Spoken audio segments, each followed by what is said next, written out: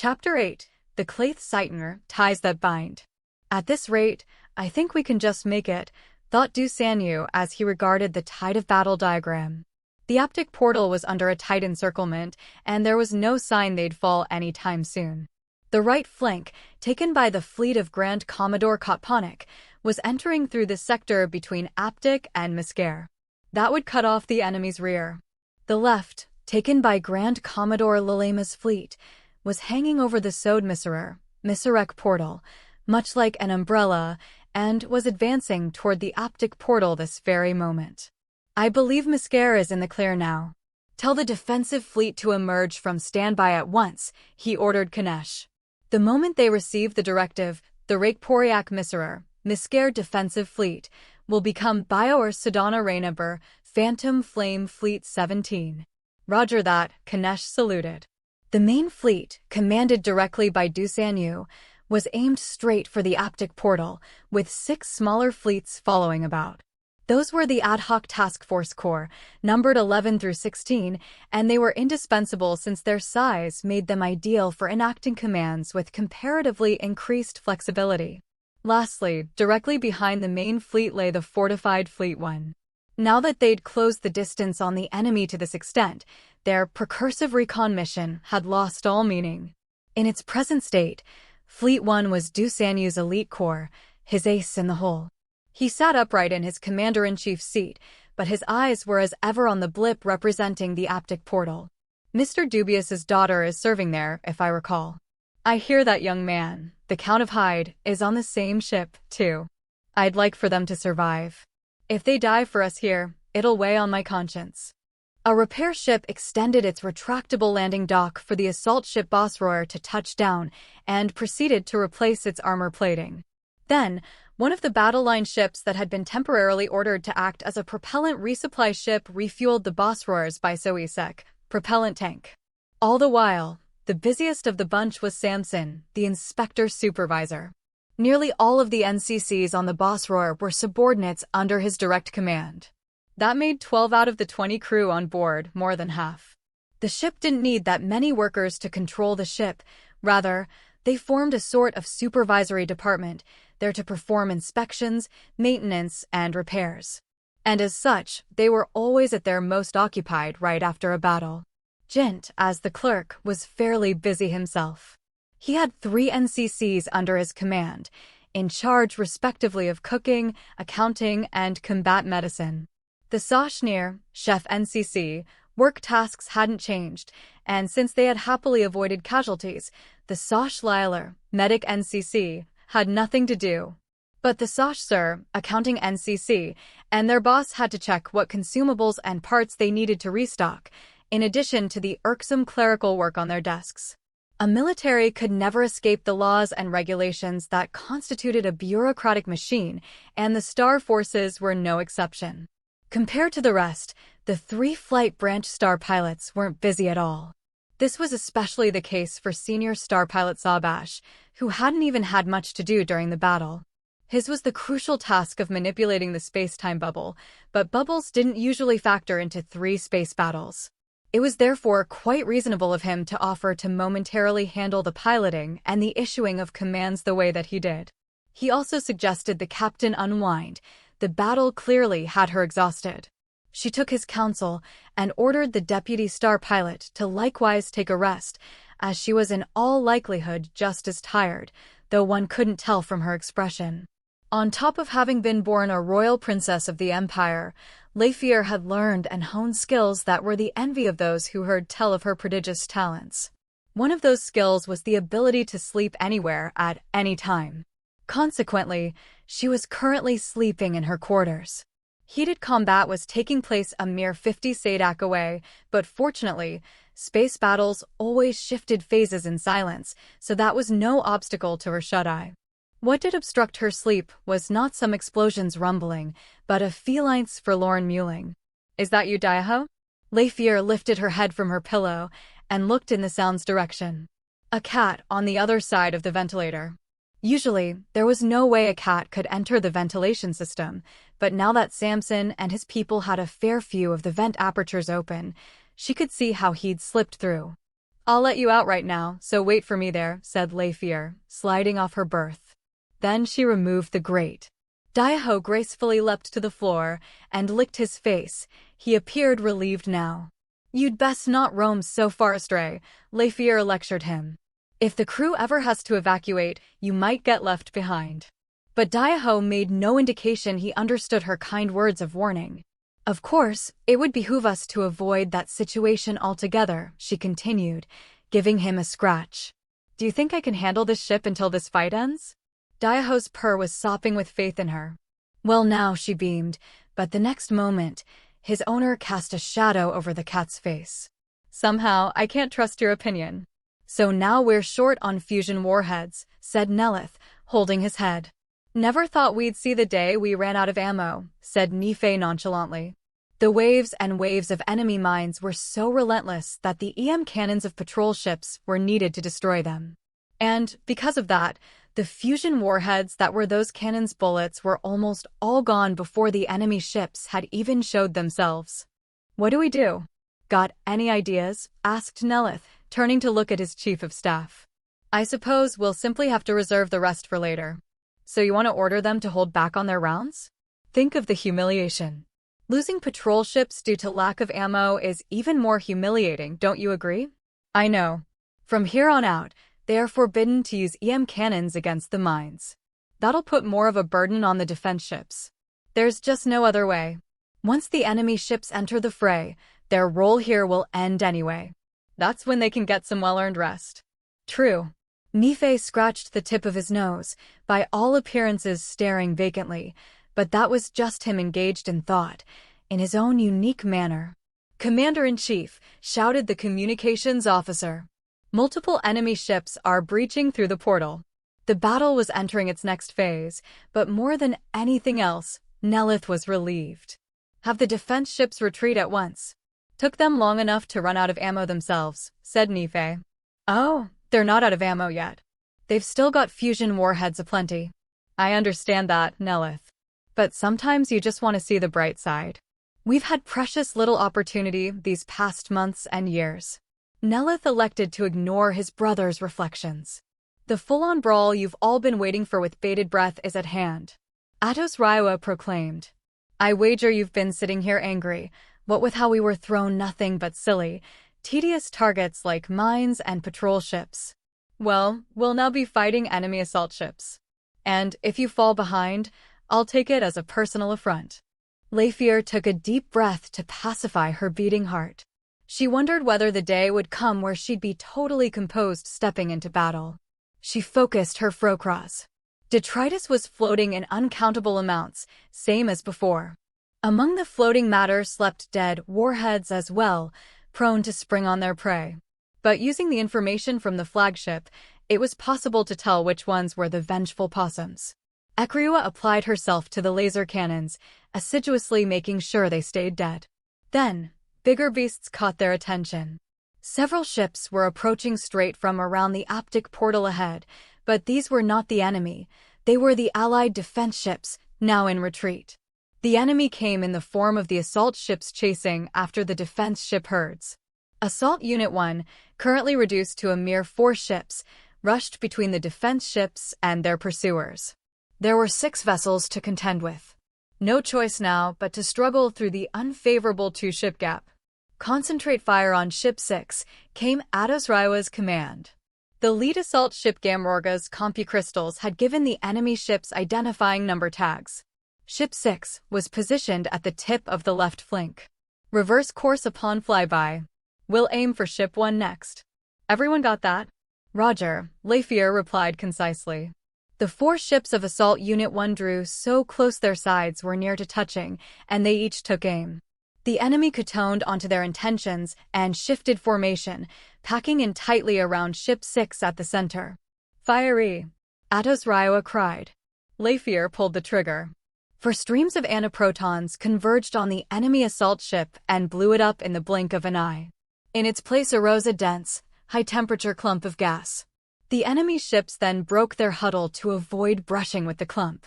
But the off-ships had no such compunctions, charging straight toward the clump's vicinity, with the boss roar the first to do so. Hold temperature rising drastically, said Samson. The armor plating may melt as it rises. Then do something about it. Leifier ordered haphazardly. Do something, she says, muttered Samson, shaking his head. But he was nevertheless quick to grab the onboard comms transceiver and unleash a series of commands to his subordinates. At that moment, Leifier activated the attitude control engines full throttle to change direction. The bow of the Bossroyer was now pointed at the stern of its target opponent, which was flying further and further away. At this distance, there wasn't much hope of hitting the bullseye, but Leifier attacked without hesitation. Seconds later, the enemy about-faced. Ho ho. Looks like they're up for a fight. Let's not go losing to them, team. The target is now Ship 1, said Ados Ryua. Both parties were revving their main engines, putting the pedal to the metal toward each other, but they hadn't yet been able to overcome their inertia from before, so they were still, at present, gaining in distance. Leifier couldn't help but recall the game she used to play as a child. It was a two-player, microgravity room pastime, and the rules were simple. Each player held a pole in their right hand, and their left hands were tied to each other by an elastic band. They'd bend their knees, their soles touching, and then leap with all their might. After springing in opposite directions, the elastic band would stretch before reaching the elasticity limit and snapping them back. At first, they approached each other slowly, but always picking up in velocity, and by the time they met again they would be zooming at quite the speed. Whoever, in that instant, succeeded in disarming the other by striking away the pole out of their hands won the match. For reasons Leifier had never learned, this game was called Rieg Dorer, horseback jousting. Leifier didn't understand the appeal of the game, but she felt as though she'd made a new discovery. So this is what that game is based on. Very much as though the elastic band bind the two sides had stretched to its limit, the distance between them and the enemy stabilized for a brief moment before receding, at first slowly, then progressively faster. The enemy, too, was back in a huddled formation. We're going to even out our numbers this time around, said Ados Ryua. And if we fail to, we're running. Got it? If we don't end up having to flee, the next target is Ship 3. Leifier nodded reflexively. The unit commander's plan was reasonable. The joust was always one-on-one, but this assault ship scuffle was not. Moreover, while it was true for any kind of battle that numbers mattered, numbers were almost everything in a head-on group clash. Earlier, by taking the first move, they'd successfully turned a 4-on-6 showdown into a 4-on-5. Now that they were in a full-fledged firefight, 4-on-5 was on the verge of winnable. The enemy drew nearer before their eyes. Fiery. Unconsciously gritting her teeth, Leifier fired an antiproton cannon. Through her frocross, she could sense a part of the hull of an enemy ship fly off. At the same time, she could also sense the Gamrogra's armor plating detach. A mutual kill. A chill ran down Leifier's spine. I'm all right, said Ados Ryua, much to her relief. Change of plans, aim for Ship 1. The ferocious Avriel blood coursing through Leifier's veins delighted in the battle's continuation. They and the enemy both altered course, while Ship 1 retreated toward the Aptic portal. It appeared as though that ship had sustained even more damage than they'd realized. Change of plans, said Ados Ryua. One could practically hear her licking her proverbial chops. We're back to hunting Ship 3. I'm of the belief that in an even numbers battle, the Imperial Star forces cannot possibly lose, and all the more so for my unit. All the more so for my ship, Leifier amended her statement. But in fact, neither side could destroy the other this go-around. Leifier soon rallied the ship for clash number 4. The target was once again Ship 3, and once again, the distance between them and the enemy grew rapidly shorter. Leifier's trigger finger pulled back with a vengeance. At that moment, she realized that each one of the opposing ship's bows were pointed her way. The blood rushed to her head. Gunning after me now, are they? All hands, brace for impact, she yelled, even as she revved the attitude control engine so as to slip sideways. Naturally, her finger never forgot to continue pulling that trigger, either. Almost immediately, scorching heat ran across her frocross. Her circlet, sensing a potential overload, temporarily shut off, cutting access to her out-of-ship spatiosensory perception. Ugh. Leifir tamped down her circlet-amplified frocross, and luckily, the pain didn't last for long. However, even after the circlet's functionality returned, she still couldn't sense what was going on outside. That could only mean that every one of the hull's sensors had been fried. Every kind of klaxon was sounding simultaneously, and the bridge was dyed red by the lights indicating all the things gone amiss. The vessel rocked without pause and informed them that serial explosions were transpiring somewhere aboard ship. "Laser cannons down," reported Ekriwa. "Hull temperature rising fiercely." "At this rate she'll melt for sure," reported Samson, springing to his feet. "Please, permission to dump armor plating. Air sealing of compartments 3 through 17 and corridor 1, totally gone. Countless breaches. Likely 3 dead, 5 wounded. Explosions in compartment 23, automatic extinguishing system not working. Temperature of passage 3 rising." Jin's face looked grave. "This is pretty bad, Leifir. Hurry and rescue the wounded." Leifir had shaken her momentary stupor. "I authorize everything, Supervisor. Take action as you think best." "I appreciate it, but it's hopeless," he said, though that didn't stop him from issuing orders left and right. "Deca Commander Avriel, what's your ship's status?" asked Ados Ryua. Leifir scanned the other star pilot's expressions and bit her lip. "I ask permission to break away, Hecto Commander." "Permission granted, Bossroar." "A shame, but so it goes." "It really is a shame," said Leifir, ending the transmission. Owing to the sensors being out, she couldn't grasp goings-on outside. So although she wanted to know how the enemy was faring, she had too many things she needed to attend to at present. "Supervisor, can the ship be saved?" asked Leifir. "I'm afraid not. It's taking everything we've got just to postpone the inevitable. We could save the ship itself by cutting off the antimatter fuel tanks, but we'd have to do it manually, and we don't have any free hands." "No. Another death." Samson's fist pounded his console. Leifir felt awful. She couldn't help but regard every death as being on her. She had steeled herself for subordinates falling in the line of duty, but she didn't expect that eventuality to be this heartrending. This was even more upsetting than the fall of the Gosloth. Leifir's shoulders drooped. "No other choice, I see. All hands evacuate." The star pilots got to their feet and saluted. "I take it the small craft is undamaged?" asked Leifir. "It should be, yes," nodded Samson. "Senior star pilot," Leifir addressed Sawbash, "you are to prepare the small craft for liftoff at once. Clerk, see that the crew get there in time." Leifir then pressed the red button at one corner of her control counter, thereby sounding the evacuation alarm. The button she'd hoped she'd never have to press. The horrible, ominous wailing reverberated throughout. "This is your captain," she announced through the speakers. "All crew are to cease in their tasks. Abandon your posts immediately and make haste for the deck of the small craft." Having completed her announcement, Leifir stroked the control counter. "Forgive me, Bossroar. Yours was a short existence." Line-wing star pilot Ekriwa, Jint addressed the deputy star pilot. "Can I leave the cat to you? He's in my room, sitting tight inside his cage." Ekriwa shot Leifir a look asking permission, and when Leifir gave the nod, Ekriwa and the cat's owner both nodded right back.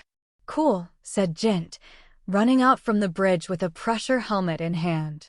"I'm off to prepare the small craft," said Sawbash, heading to the deck with his usual unruffled manner.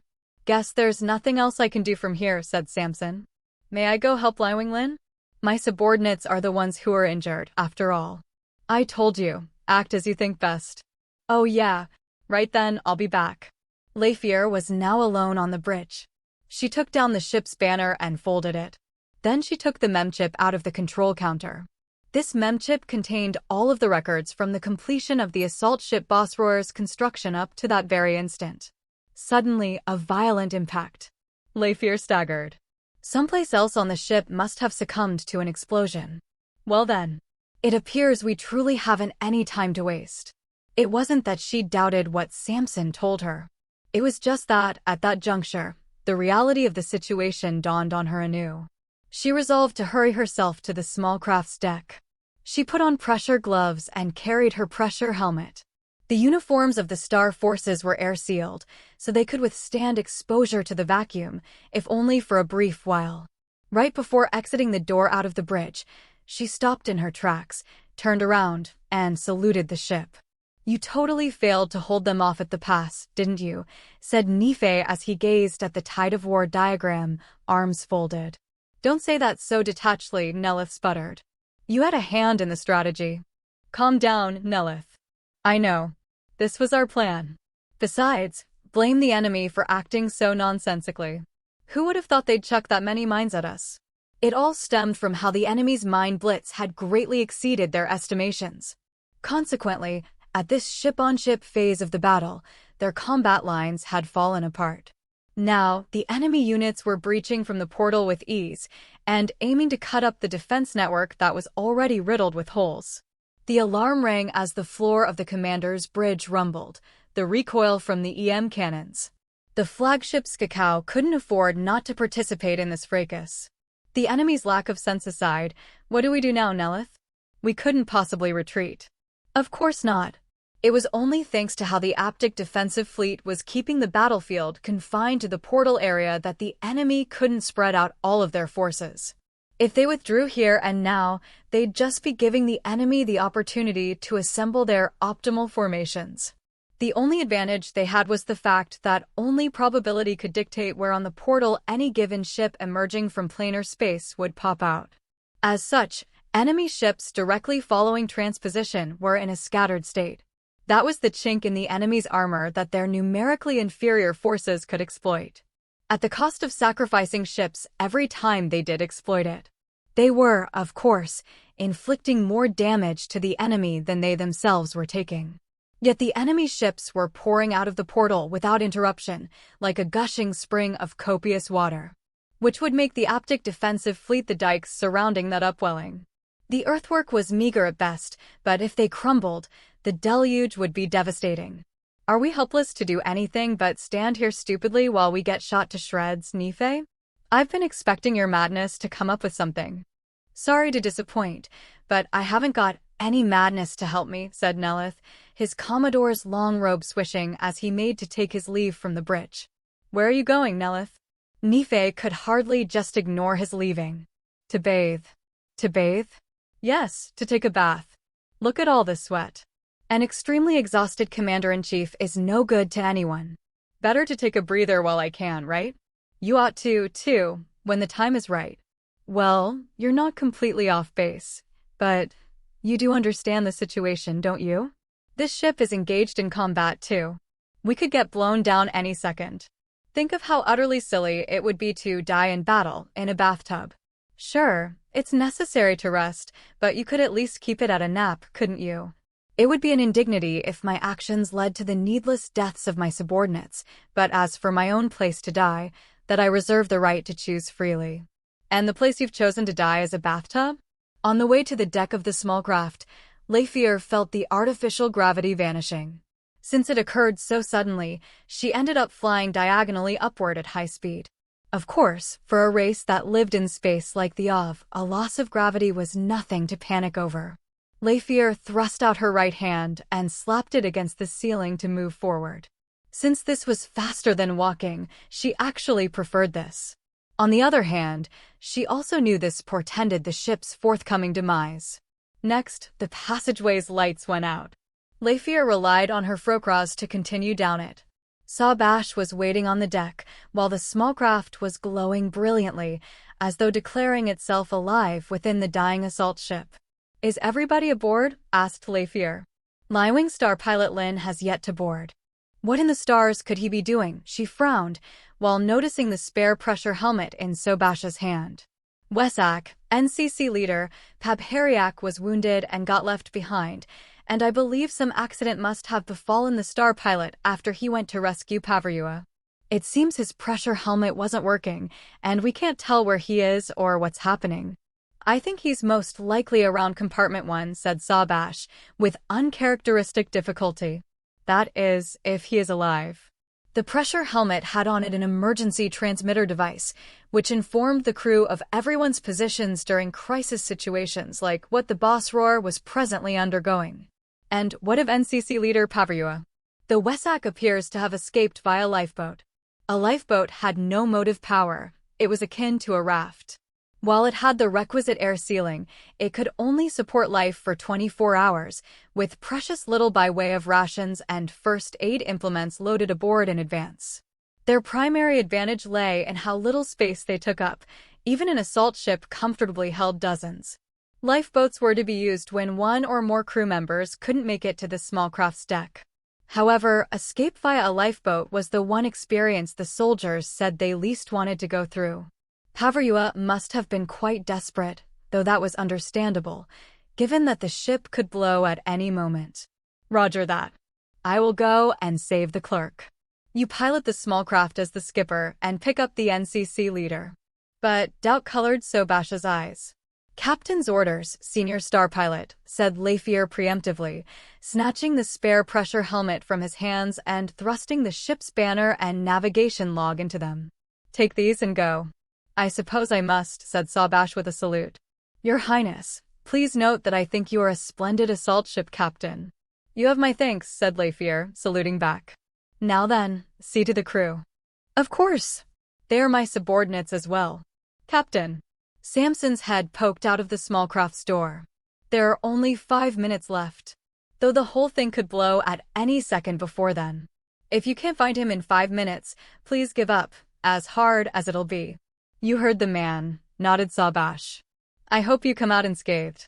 I do not want to be called a senior star pilot who abandoned his captain during his first sortie. But of course, I have no intention of dying in a place like this. Just retrieve our lifeboats. Yes, without fail. What pissed Jint off the most was how he couldn't pinpoint what exactly had put him in this mess to begin with. He folded his arms and glared at the cracked pressure helmet. He'd passed through Corridor 1 in search of the NCC leader, though thanks to the NCC leader's signal, he'd been able to get an accurate picture of Pavarua's position, with no fear of losing his way. But the lion's share of the corridor had become airless. The air-sealing bulkheads had dropped automatically, forcing Jint to open each one and turn to progress. And once one lifted, he had to close it again behind him. Otherwise, it would cause an inadvertent atmosphere leak, and while Pavarua was probably wearing a pressure helmet as proper, it seemed the uniform was torn, meaning Pavarua couldn't survive for long in a vacuum. It happened when he opened the bulkhead to compartment 1. A blow not unlike a fist to the face struck him head-on. And, because of the microgravity, Jint kept twirling backward, slamming against the corridor walls. Had there been more gravity, his neck might have snapped in the process. He nearly passed out, but managed to regain his senses. The hell was that? After some thought, he made the following conjecture.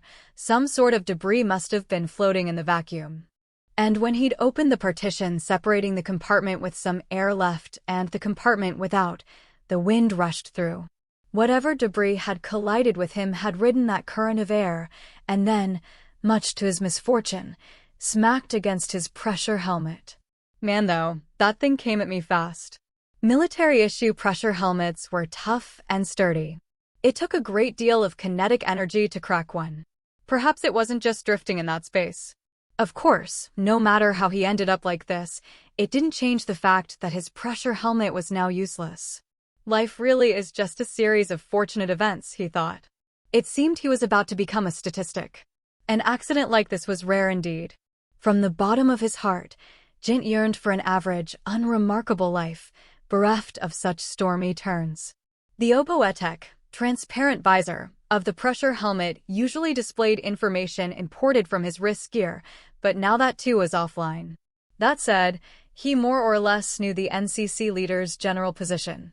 If they hadn't moved, they were beyond the door before his eyes. Jint opened the bulkhead. That compartment had higher air pressure, and so he was assailed by another blast of wind.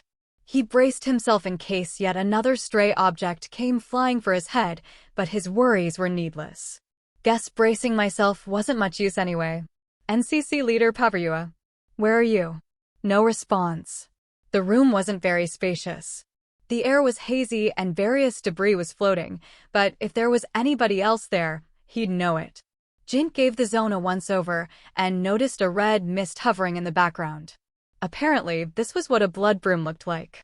He glanced over to where the mist was thickest and spotted the lifeboat boarding aperture. Once a lifeboat was fired away, the partition separating the boarding aperture door and the dead of space was lost. As such, in order to prevent some flustered individual from inadvertently opening it, and one could hardly refrain from being flustered if the time had come to use a lifeboat, an already utilized boarding aperture would lock itself automatically and display the words, "Do not open," the very words now adorning the boarding aperture. There was nobody here, and there was no lifeboat. 2 plus 2. So that's what happened, Jint muttered to himself. I do tend to rush in all heroic-like, only to end up with nothing to show for it. I knew it, I shouldn't go doing stuff I'm not used to. Eyes bitter, Jint looked down at his cracked pressure helmet. Maybe I ought to take my chances donning this thing and taking a dip in space. It was cracked, but it wasn't in pieces. It'd leak, sure, but that was better than nothing. Jint crossed his legs in midair. In the end, he figured he just couldn't muster the courage to entrust his life to a broken pressure helmet. Instead of jumping into space here and now, Jint counted his circumstances on one hand. No lifeboat. No pressure helmet. At least 5,000 Sadak separated him from the nearest lifeboat boarding aperture. The ship would blow at any moment. Jint sighed. He recalled a nursery tale his grandmother had told him when he was a kid. In it, a genie offered to grant 3 wishes. If a genie were to appear before Jint this second, Jint firmly decided he'd ask for an ordinary life. For the time being, there was one thing he could do. He could establish contact through his wrist gear. Hold on, would I just be dragging them to die with me? Jint hesitated. If he asked for rescue, then somebody would come trying to save him. But the ship was ready to explode. There was the distinct possibility he'd end up killing somebody who would otherwise have made it out alive. His hesitation lasted a mere moment, however. I literally just learned I shouldn't do what I'm not used to. And I'm not used to dying a martyr. Has his pressure helmet been in full working order? He'd just need to speak into it, and the wrist gear would transmit his message, but now he was forced to remove a pressure glove to expose said wrist gear. Just as he put his right hand to that glove, the door suddenly started opening. Looking back on this moment with hindsight, it wouldn't have been unreasonable of him to regard that door with fear, but in the moment, he didn't register any such fear. All his heart could register was surprise. His legs still crossed, Jint got tossed spinning through the air. He could make out a person's figure beyond the partition.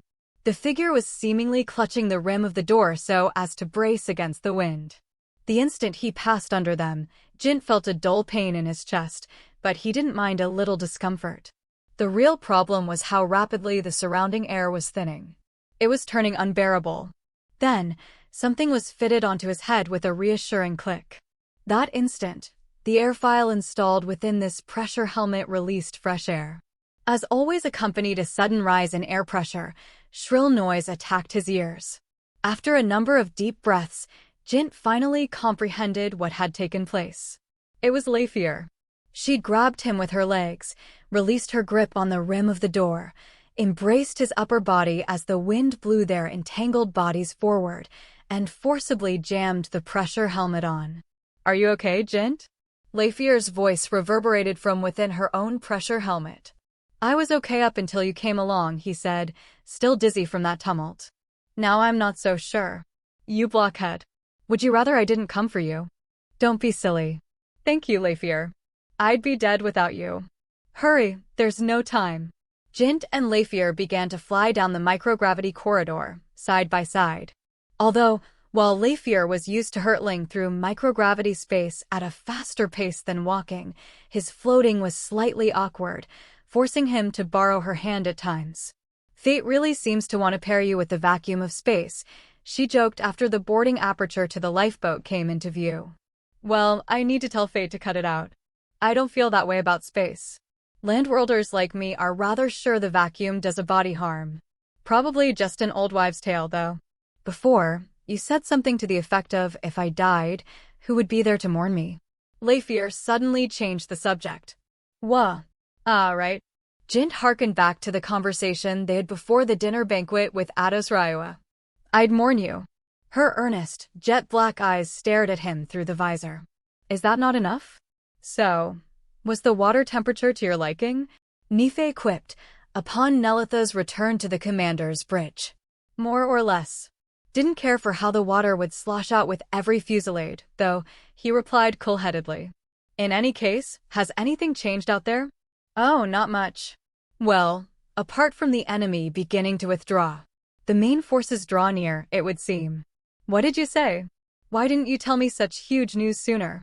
Ever since we were kids, you've always hated interruptions to bath time. Interruptions without due cause, sure. But not for a report that important.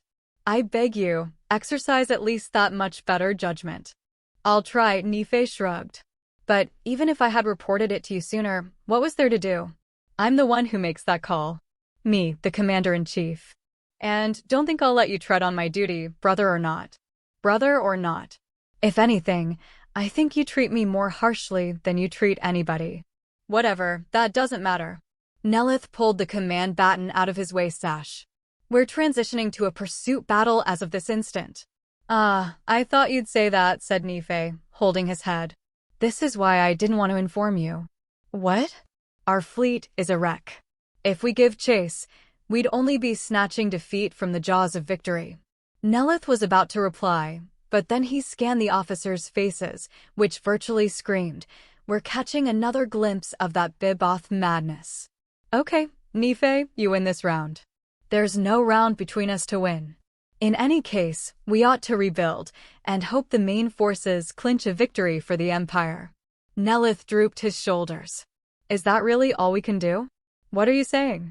You must realize what a task this will be. Though of course, it'll be us staff officers who do all of the work.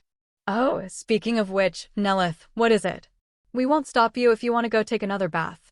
Jint had been consoling himself that there was no way a lifeboat could be as bad as a Klasburian casket rocket. And he was right because it was quite a bit less comfortable.